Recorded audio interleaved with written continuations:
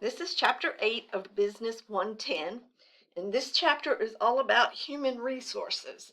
And this is my area of expertise. If I ever finish my dissertation, my PhD is in human resources, and I have 20 plus years of experience in the corporate world in HR. So, know a lot about it, have a lot of stories. I don't have a lot of time to get into all of that, so let's just jump right in. Your book talks about something called the human resource management cycle, and that is hiring, developing, there's a typo there, motivating, and evaluating employees. Let me change this one. Okay. So there's a 7-step cycle to hiring, developing, motivating, and evaluating. Job analysis and design. You got to know what you're hiring them to do. You got to have basically a job description. What do you want them to do? What is involved? What is involved in the job? And what are the bare minimums? And it doesn't necessarily refer to education. Some of it is actual physical, how many pounds do you lift during a day? And how do you have to be able to lift your arms over your head? That all goes into a job analysis. And then you have the HR resource planning and forecasting. Okay, that is how many positions do we see coming open? What is our budget? Do we see a lot of people starting to retire? Baby boomers, one retires every day, typically from an organization that has 500 plus employees.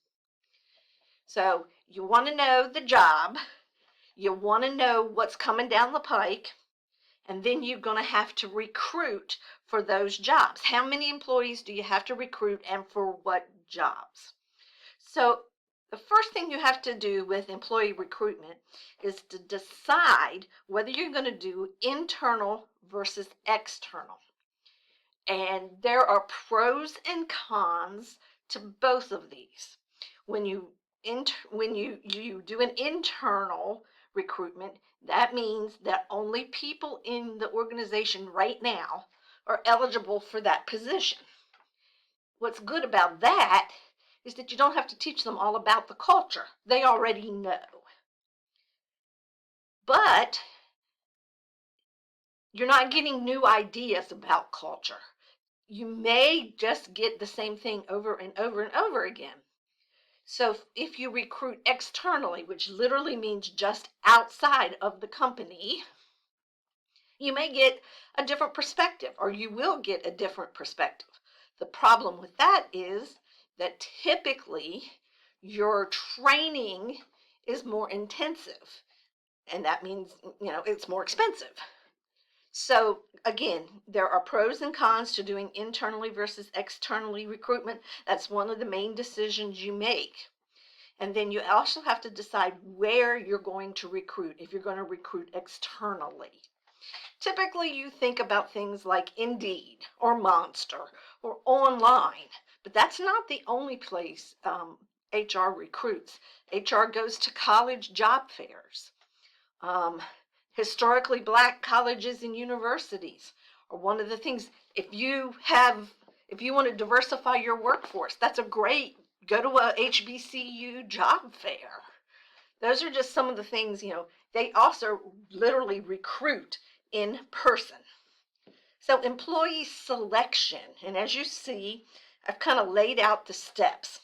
There's the application, the interviews typically, testing, references, background checks, and then a probationary period.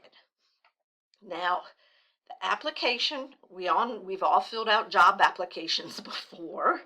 One of the things I want to point out here, this is a couple of my pet peeves. There are several illegal questions that you cannot ask in a job interview. One of the things you cannot ask is, what is your age? However, if you look at a job application, one of the questions that just drives me insane is, what year did you graduate from high school? What are they doing there? They are trying to find out how old you are. So we actually teach a course here at Mitchell on HR law, so I'm not going to go into a lot of that, but it is fascinating some of the questions they can and cannot ask. One of the questions, and this is one of my little short stories, one of the questions they can't ask is, do you have children? So one of the things I noticed about a particular manager in a company I worked for is that when he interviewed, he would always walk the women to their car. No matter where they parked, he would walk them to their car. And I thought that was a very gracious thing for him to do. Hey, I want to make sure you get through the parking lot, blah, blah, blah. Until I realized that that manager walked them to the car for a very specific reason. He walked them to the car to see if there was a car seat in the back. So think about that, y'all. There are ways for people to get information that you may not be thinking about. So application interview testing. Testing has to be relevant to the job. References. One of the things I tell all my students is if you're going to use any instructor, any person, let me back that up, any person as a reference on a job interview, please ask them first. There's nothing worse than getting a phone call and saying, I'm calling from XYZ company and John Doe used you as a reference. And I'm thinking, John Doe, who is John Doe? Turns out I had this student 6 years ago for one class. Do you think I remember anything about John Doe? So if you're going to use someone as a reference, ask them. Background checks, hear me and hear me now. I've done hiring and firing for the most of my adult life. For the last probably 5 years of my corporate career, one of the things I did every day was check check the social media post of job applicants. If you have a social media presence with skimpy bikinis running around the beach, or I've seen this several times, posing with a gun and money looking like a thug, you're not likely to get hired. So please listen to me. Social media is part of the background checks. So, employee selection, training and development, orientation, first day, second day orientation, always big. Sometimes it's called I think the word right now is onboarding, on the job training, classroom training versus computer-based training. Not many, there are some, but not many organizations actually have you sit in a classroom anymore. Most of it is either on the job or computer-based. And then performance planning and evaluations. One of the things that I say a lot is that if you are fired and it's a surprise to you, that's on your manager, not you. You should be getting evaluations and appraisals. Some companies still do them once a year. That is a terrible way. You should have, and if it's not formal, at least an informal process so that you know how you're doing. And then compensation and benefits. There's two types of compensation, salaried and hourly. Salary means that you get a certain amount, typically it's based on month, regardless of how many hours you work. So to put it in another term, you don't get overtime. Hourly, anything over 40 hours a week, depending on state law, is you get overtime. Salary, you have to meet very specific legal checkpoints to be considered a salary employee. So just keep that in mind. And one of the things that I like to talk about is separations, voluntary and non-voluntary separations. That is the new buzzword. What is a voluntary separation? That means I quit. What is a non-voluntary separation? You're fired or we're having a massive layoff. Those are handled a little differently.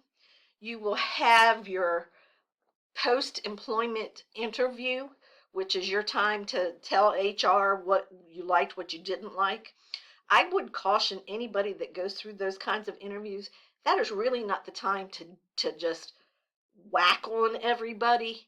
Really stop and think what you want to be remembered for in that organization. I have worked in some organizations that I would never work for again, but I didn't want to burn my bridges before I left because you may need to use them as a reference. So just think about that. So I've put some laws down here, not nearly all of them that are in your book, that I want to talk about. Civil Rights Act of 1964, Title VII. Race, color, religion, sex, or national origin were the 5 big ones. Yeah, that has been amended several times to include different things. Now, your sexual preference is now included in that. That is the kind of the granddaddy of all of the harassment laws. This is where racial discrimination and sexual harassment or discrimination come in. Fair Labor Standards Act of 1938. This law is so old you wouldn't think that it would come into play, but it does. This is the law that says that anything over 40 hours you have to have overtime. It set the minimum wage, but this law comes in a lot. Basically, the salary versus hourly. You will see a lot of lawsuits where people have been made salary and they really shouldn't have been. And let's think about that. For the company, it's to their advantage to make someone a salaried employee because they don't have to pay overtime. The general rule of thumb, and there are exceptions, but the general rule of thumb is if you cannot hire or fire someone, then you are not a salaried employee. Equal Pay Act of 1963, this says women have to be paid the same amount as men, provided they do the same job. And that's where a lot of this comes in, because how do you, the same type of job, it really is difficult sometimes to decide whether or not it's the same job. Occupational Safety and Health Act of 1970, OSHA, however you say it, this law affects your life every single day. When you go and fill up a gas tank at the gas station, I can't tell you how many OSHA regulations that you are falling under. If you're in a classroom and you look up, in every classroom you will find a thing by the door that says how to get out of the building. That's an OSHA requirement. Americans with Disabilities Act of 1990. One of the things I really want to point out here is reasonable accommodations. So a lot of people think that you must hire a disabled person and give them accommodations. That is not what the law says. So let me give you kind of a far-fetched example, but how many of you want to fly on a jet plane with a blind pilot? Okay? Blindness is a disability, but you cannot fly a plane blind. It has to be a reasonable accommodation. So let's think about being in a classroom at Mitchell or going down a hallway at Mitchell. Let's say somebody has multiple sclerosis and needs to hold on to some kind of bar or banister to walk down the hallway. Is that a reasonable accommodation? Of course it is. It's not that expensive. Now, let's step back and say that somebody has multiple sclerosis and they demand that you put in an elevator in one of the old buildings on the Statesville campus. That's where it gets a little murky, because that would be extremely expensive. A reasonable accommodation may be having their office on the first floor instead of the second floor. So I want to make sure you understand that. And then Family Medical Leave Act of 1993, it's unpaid leave. Make sure everybody understands that for certain medical conditions you get to take unpaid leave. Okay, hope that helps. Bye.